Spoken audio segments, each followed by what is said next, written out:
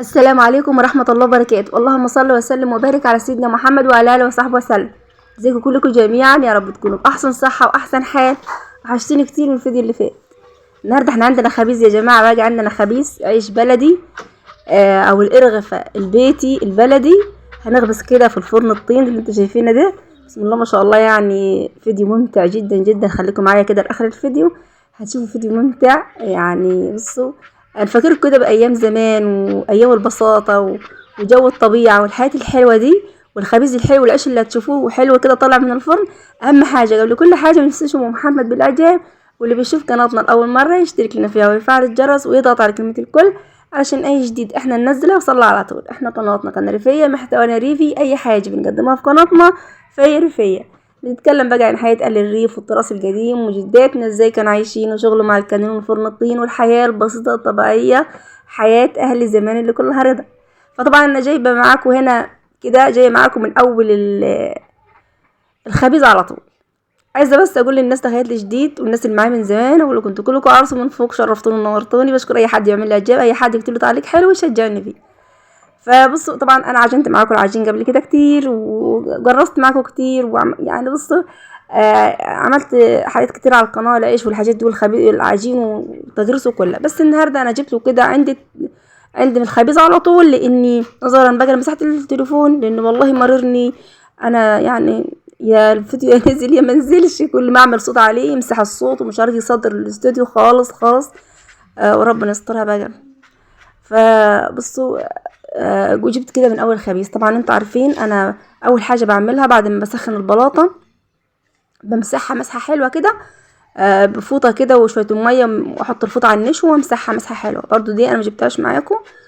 وعجينه الرغفان الرغفه او العيش البلدي دي انتوا عارفين انا عجنتها كتير معاكم، دقيق وخميره وميه دافيه وحبه ملح.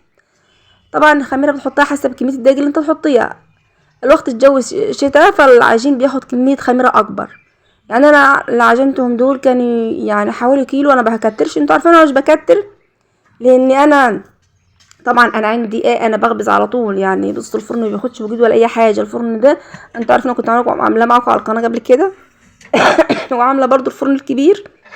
فالناس اللي دخلت جدوا ما شافتش فيديوهات الفرن ده والفرن ده، فتنزلوا كده في القناه وتقلبوا فيها وتبحثوا وهتجيبوا فيديو الفرن الكبير والفيديو الفرن الكبير. فعلا هو بياخد كميه وجود كتيره وكده. عايز بقى اللي يكون يغبس بتاعه ويكون هيعمل فيك رخفان مثلا بتاعت فرح والحاجات الكتيره الكبيره دي، فيستاهل بقى ان احنا نجيب ونخبز وكده. فممكن البطه الشير رغيفين جنب بعضيهم بطه كبيره. اما الفرن ده يعتبر كصاجه على الكانون، بلاطة رقيقة وفرن صغير ومحنكر كده وحنكة صغنن كده، فما بيسخن بسرعة، ما بياخدش وقت كتير، فاهمني؟ فطبعا انا بعجن بقى ست ترغفة، 7 ترغفة، 8 ترغفة اللي بعملهم بعجنهم كيلو حاجة كده. واجي هنا ما بياخدوش معايا ربع ساعة وبخلص. بعجن العجين كده عادي وخلص واسيبه يختمر. طبعا لو خميره فوريه انا بقلبها في الدقيق. ولو النهارده طبعا حوالي كيلو دقيق انا حاطه لها باكو خميره فوريه من الباكو الابيض الصغير ده، لان الجو ساقع يا جماعه، فبياخد خميره كتير وبياخد وقت عمل ما بيطلع، واليوم قصير اصلا. الخميره لو خميره كبيره هتحطي قد الليمونه كده وتدوبوه في اللميه وتحطي برضو تعجني فيه. دوبت الملح في اللميه الدافيه وقلبت الخميره في الدقيق عجنت عجنه حلوه وملكت العجين وطريتها كده على درجه، يعني حسب ان انا ما هقدر اريحها على المطرحه. وغطيتها اختمر، وبعدين جرستها كده على الرده وغطيتها برضو تاني يرتاح، لازم يرتاح برضو على الرده فتره. وجيت هنا عشان اسخن الفرن واخبز. سخنت الفرن ونضفته وجبت العيش وقعدت اخبز كده زي ما انتم شايفين. فانا فتحت معاكم التصوير وانا بخبز زي ما انتم شايفين. العيش مش عايز ان انا اتكلم عليه ولا اقول اي حاجه. العيش ما شاء الله خفيف والرغيف جابب ومنتفخ كده وحلو. اولا العجينه اتعجنت حلو، اختمرت حلو، ارتاحت حلو برضو. والفرن سخن كمان حلو، سخن يعني تسخين جيد كده. فالعيش طالع حلو، مع ان انا مقطع قطع صغنطوطه خالص. بصوا انتوا عارفين كيلو لما يتعمل منها 7 ترغفه بالحجم ده، الحجم الكبير ده. هو الرغيف السبع هو اللي كان صغير بس، يعني جات اكبر من الليمونه شويه العجينه بتاعتها. اما العجينه الرغيف دي هي قد البرتقانه كده بس. مش مكبره القطعه بتاعه العجين خالص، ما هي لما بتقطعها وتسيبها بتزيد تاني، يعني لما نقطعها ونسيبها كده بتزيد.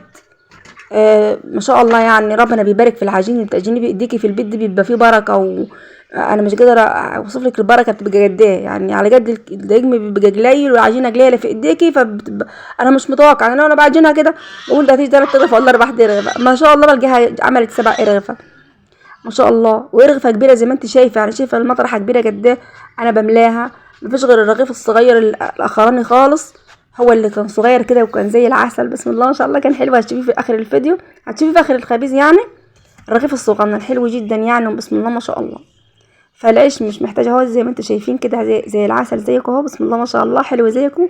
بيتكلم عن نفسه، مختمر وحلو، والرغيف بيجيب ما شاء الله زي الفل. شايفين العيش؟ اللهم صل على سيدنا محمد. ده اخر رغيف اهو، شايفين يا جماعه؟ او بقول لكم دي كانت العجينه بتاعتها تكبر شويه عن الليمونه كده، والله كان عجينه صغيره بس زادت بعد ما قطعتها وسبتها، زادت تاني كده واختمرت كده وزادت بعد ما قطعتها ما شاء الله. وجيت عملتها على كفه ايدي كده وسن بس على الشكرفه كده، ورميتها في البلاطه ما شاء الله. شايفين اهو؟ دي قطعه صغننه خالص اهي، عملت رغيف زي العسل. وقعر نضيف يا جماعه اهو.